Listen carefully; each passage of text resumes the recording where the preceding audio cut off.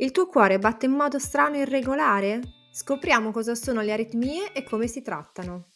Salve a tutti, sono il dottor Placentino Filippo, sono un cardiologo e aritmologo e oggi vi parlerò delle aritmie cardiache. Cosa sono le aritmie? Le aritmie sono un gruppo molto vasto di alterazioni del ritmo cardiaco dove il cuore può battere più velocemente, in tal caso parleremo di tachicardia, più lentamente, in tal caso parleremo di bradicardia, ma esistono anche le aritmie normofrequenti, dove la frequenza cardiaca è compresa tra 60 e 100, ma il cuore batte in maniera irregolare. Qual è l'aritmia più frequente?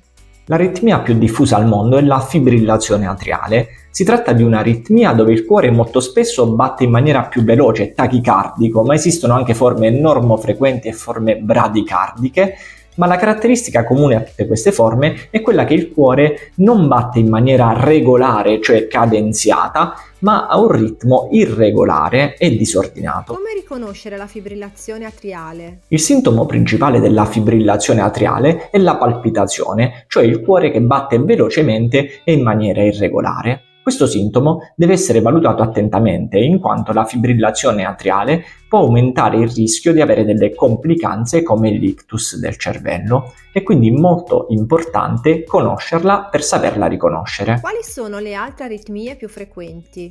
Altre aritmie molto frequenti sono le extrasistoli. Le extrasistoli sono dei battiti in più che però molto spesso vengono avvertiti come se fossero dei battiti mancanti. Questo perché dopo esserci stato queste extrasistole c'è spesso una pausa nel cuore e questa viene avvertita in maniera abbastanza fastidiosa. La maggior parte delle volte le extrasistoli non sono pericolose, soprattutto se la valutazione cardiologica con ecocardiografia mostra un cuore strutturalmente normale, ma devono comunque essere riportate al medico in modo da poter valutare. Altre aritmie molto frequenti che vorrei citare sono le tachicardie parossistiche sopraventricolari. Si tratta anche in questo caso di un gruppo molto vasto di aritmie e spesso colpiscono le persone più giovani. A differenza dell'aritmia che è la fibrillazione atriale che abbiamo detto prima, queste aritmie sono regolari, cioè il cuore batte in maniera regolare e molto veloce.